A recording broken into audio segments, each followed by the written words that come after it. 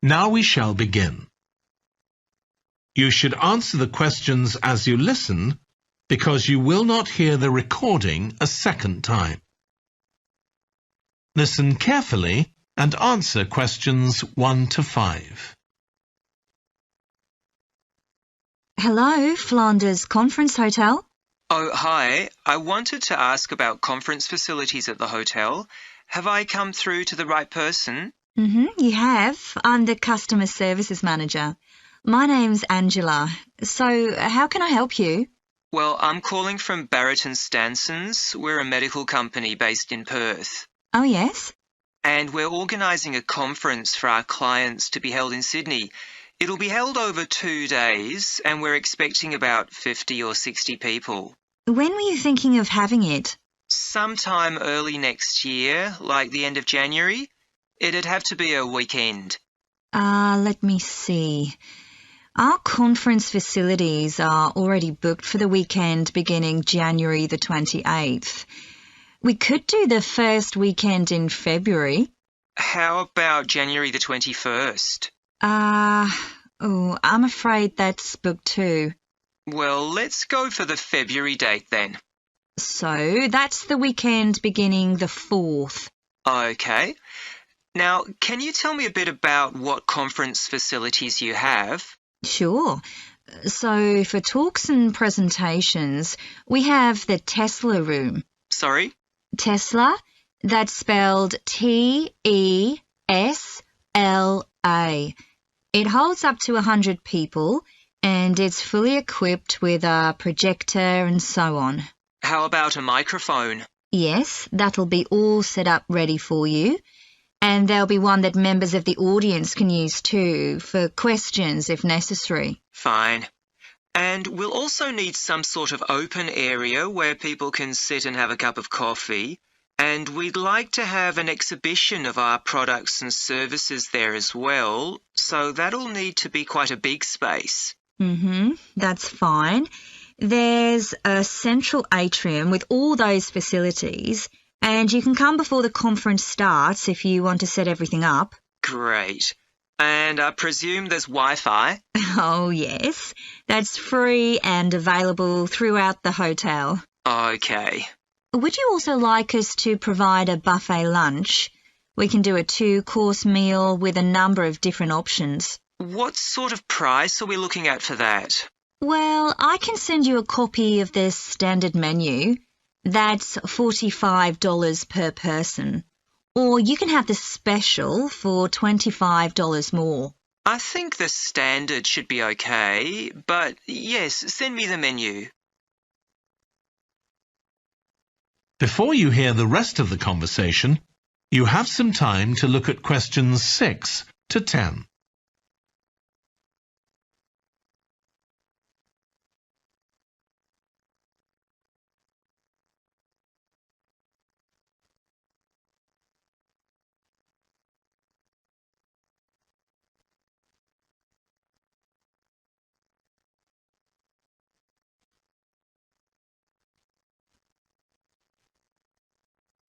Now listen and answer questions 6 to 10. Now, we're also going to need accommodation on the Saturday night for some of the participants. I'm not sure how many, but probably about 25. So what do you charge for a room? Well, for conference attendees, we have a 25% reduction, so we can offer you rooms at $135. Normally, a standard room's $180. And does that include breakfast? Sure. And, of course, guests can also make use of all the other facilities at the hotel. So we've got a spa where you can get massages and facials and so on. And there's a pool up on the roof for the use of guests. Oh, great. Now, what about transport links? The hotel's downtown, isn't it? Yes. It's about 12 kilometres from the airport, but there's a complimentary shuttle bus for guests, and it's only about 10 minutes walk from the central railway station. Okay. Now, I don't know Sydney very well. Can you just give me an idea of the location of the hotel? Well, it's downtown on Wilby Street. That's quite a small street and it's not very far from the sea. And of course, if the conference attendees want to go out on their Saturday evening, there's a huge choice of places to eat. Then, if they want to make a night of it, they can go on to one of the clubs in the area. There are a great many to choose from. Okay. So if we go ahead with this, can you give me some information about how much we're looking at? That is the end of section 1. You now have half a minute to check your answers.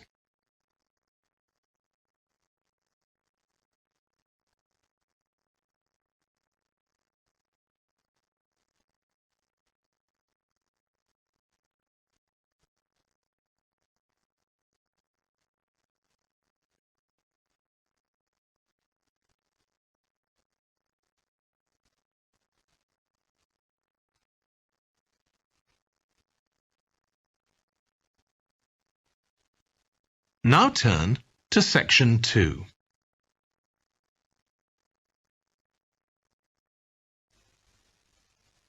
Section 2. You will hear a woman talking to a group of college students about volunteering to help other people. First, you have some time to look at questions 11 to 14.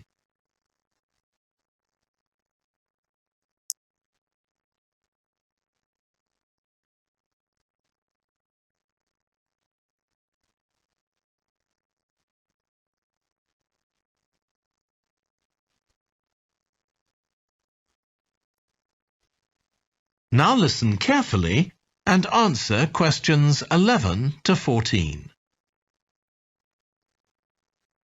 Good morning. My name's Lucy Crittenden, and I'm the Director of Operations for an organisation that arranges volunteering in this part of the country.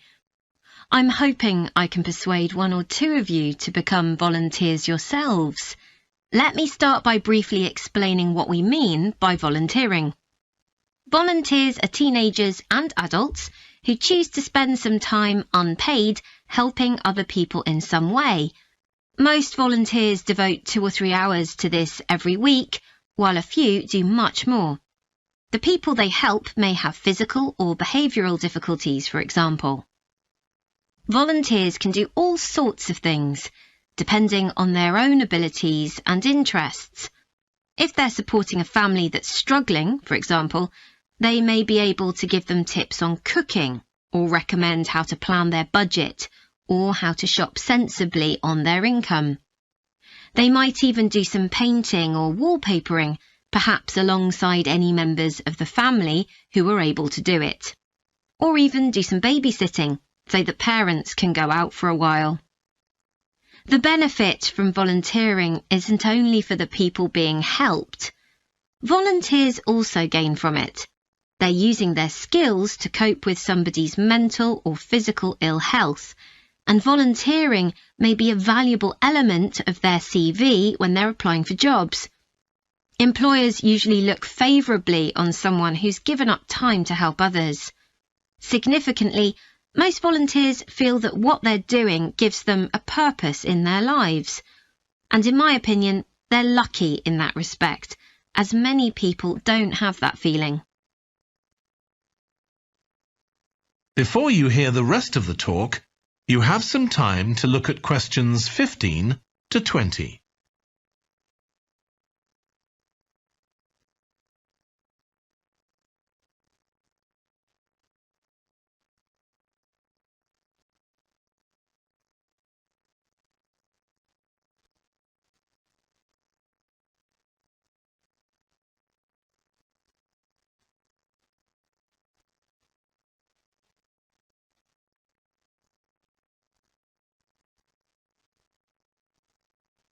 Now listen and answer questions 15 to 20.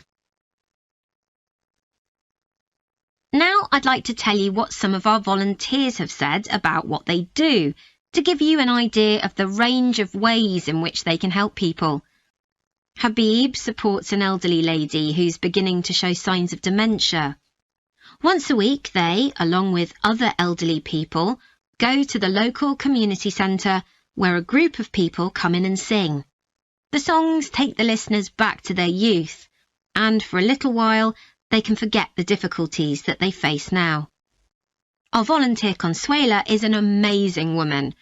She has difficulty walking herself, but she doesn't let that stop her. She helps a couple of people with similar difficulties who had almost stopped walking altogether. By using herself as an example, Consuela encourages them to walk more and more. Min visits a young man who lives alone and can't leave his home on his own, so he hardly ever saw anyone. But together they go out to the cinema or to see friends the young man hadn't been able to visit for a long time. Tanya visits an elderly woman once a week. When the woman found out that Tanya is a professional dressmaker, she got interested. Tanya showed her some soft toys she'd made, and the woman decided to try it herself. And now she really enjoys it and spends hours making toys. They're not perhaps up to Tanya's standard yet, but she gains a lot of pleasure from doing it. Alexei is a volunteer with a family that faces a number of difficulties.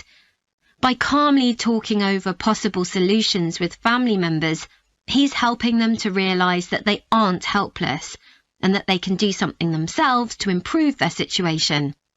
This has been great for their self-esteem. And the last volunteer I'll mention, though there are plenty more, is Juba.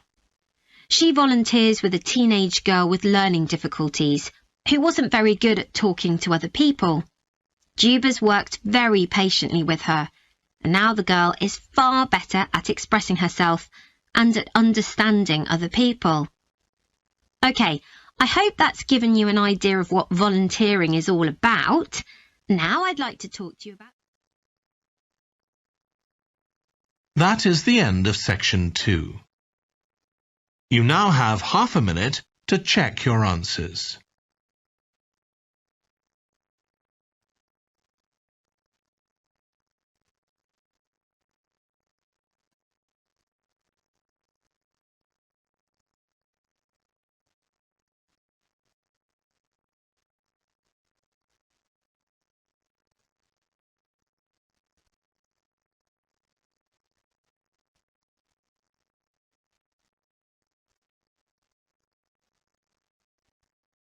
Now turn to section 3.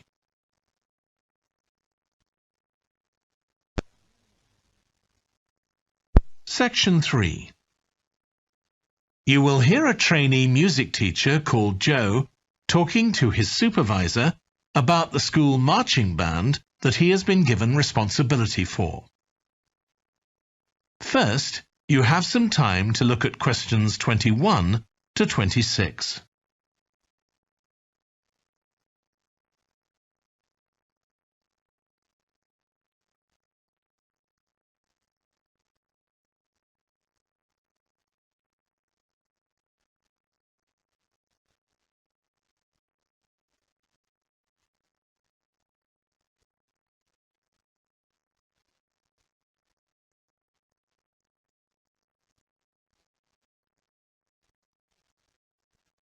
Now listen carefully and answer questions 21 to 26.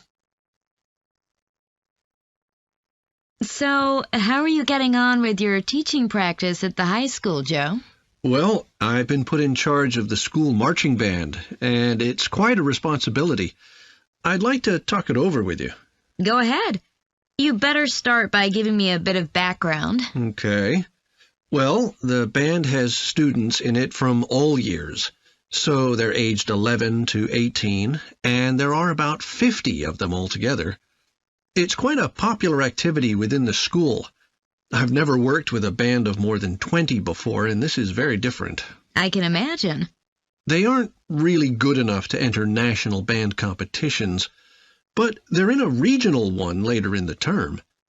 Even if they don't win, and I don't expect them to, Hopefully, it'll be an incentive for them to try and improve. Yes, hopefully. Well, now the town council's organizing a carnival in the summer, and the band has been asked to perform. If you ask me, they aren't really up to it yet, and I need to get them functioning better as a band, and in a very short time. Have you been doing anything with them? Apart from practicing the music, I mean. I played a recording I came across of a drummer talking about how playing in a band had changed his life. I think it was an after-dinner speech. I thought it was pretty inspiring, because being in the band had stopped him from getting involved in crime. The students seemed to find it interesting, too. That's good.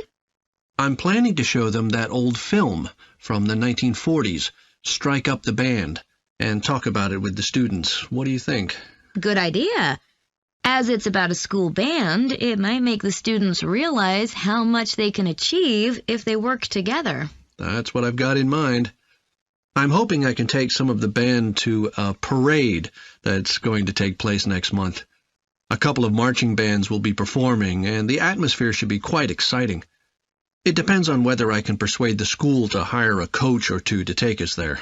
They sound like good ideas to me. Thanks. Before you hear the rest of the discussion, you have some time to look at questions 27 to 30.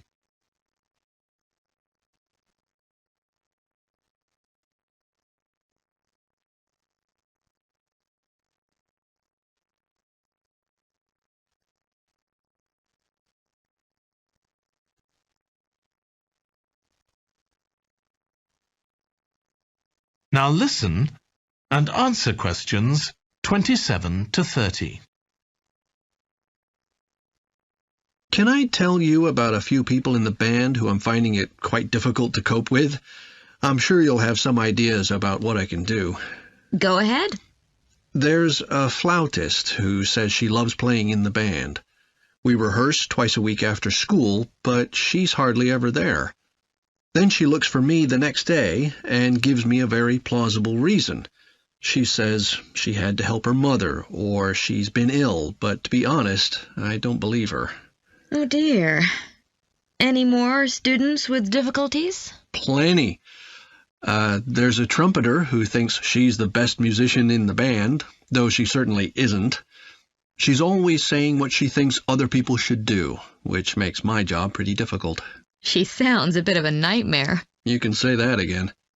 One of the trombonists has got an impressive sense of rhythm and could be an excellent musician, except that he has breathing difficulties, and he doesn't really have enough breath for the trombone. He'd be much better off playing percussion, for instance, but he refuses to give up, so he ends up only playing half the notes. I suppose you have to admire his determination. Maybe. One of the percussionists isn't too bad, but he never seems to interact with other people, and he always rushes off as soon as the rehearsal ends. I don't know if there are family reasons or what, but it isn't good in a band where people really need to feel they're part of a group. There are others too, but at least that gives you an idea of what I'm up against. Do you have any thoughts about what I can do, Lizzie? That is the end of section 3. You now have half a minute to check your answers.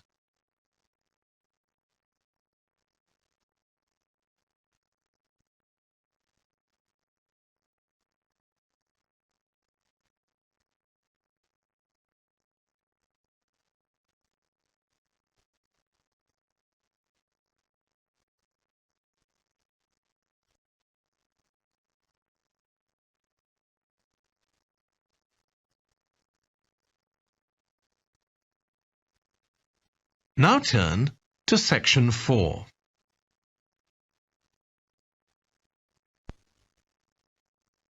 Section 4.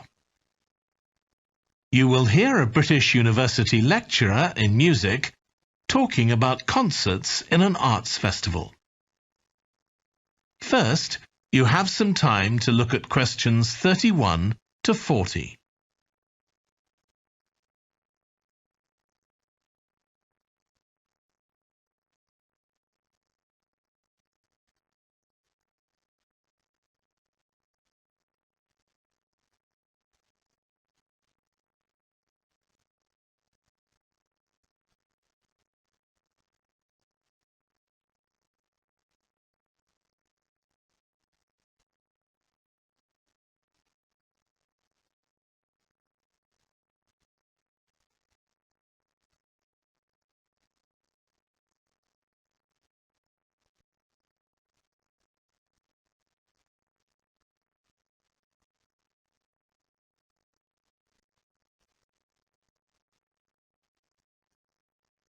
Now listen carefully and answer questions 31 to 40.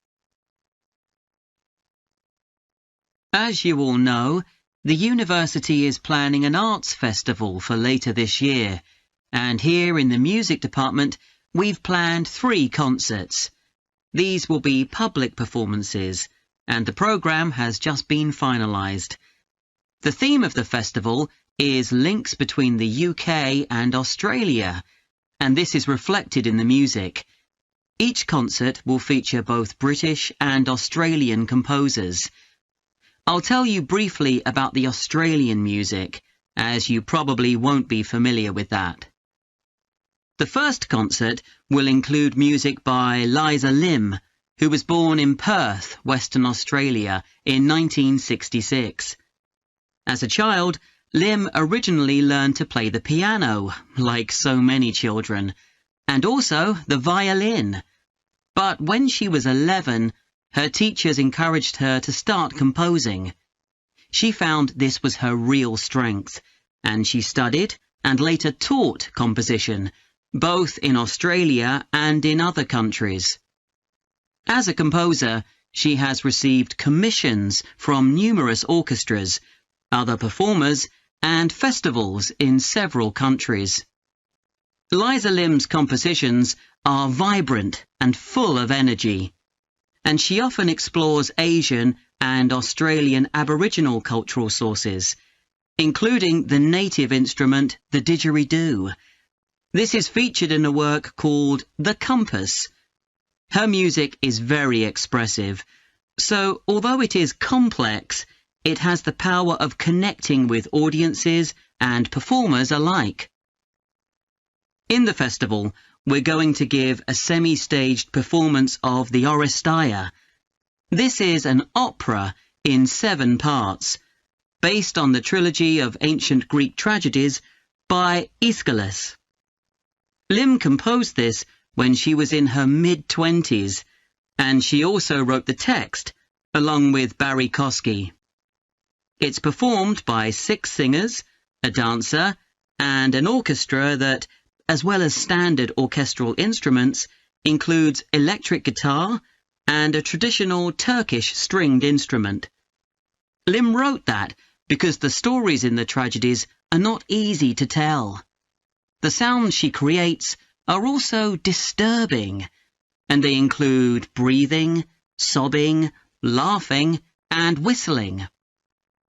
The work lasts around 75 minutes, and the rest of the concert will consist of orchestral works by the British composers Ralph Vaughan Williams and Frederick Delius.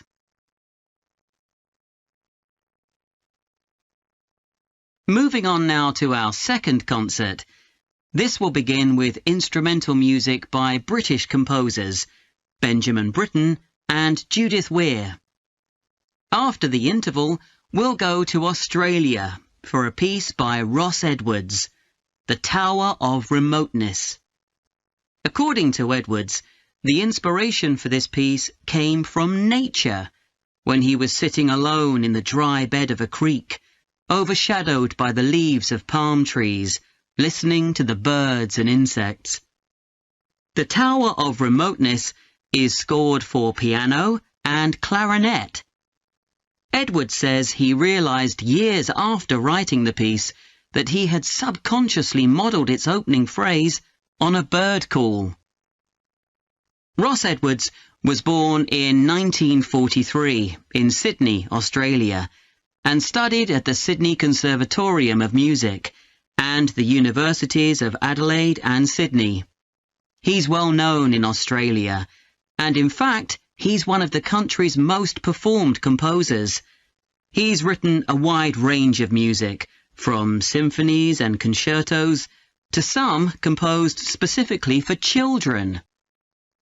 Edwards's music has been described as being deeply connected to Australia, and it can be regarded as a celebration of the diversity of cultures that Australia can be proud of.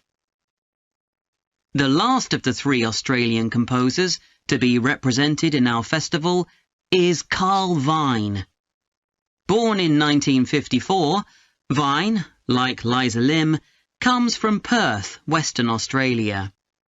He took up the cornet at the age of 5, switching to the piano 5 years later.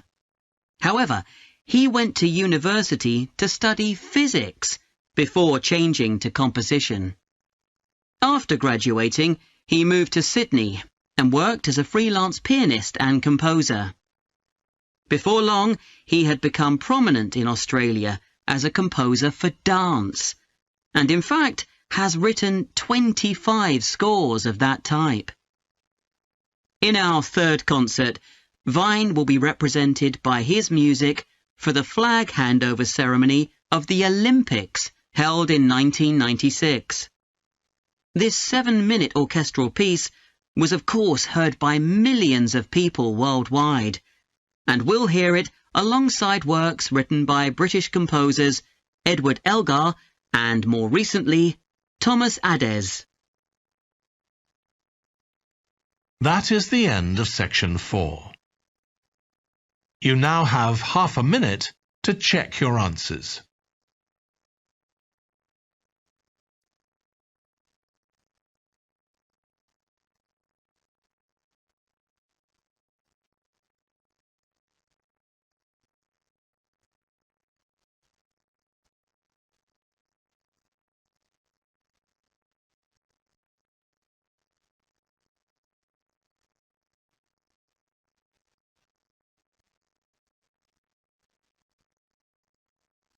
That is the end of the listening test. In the IELTS test, you would now have 10 minutes to transfer your answers to the answer sheet.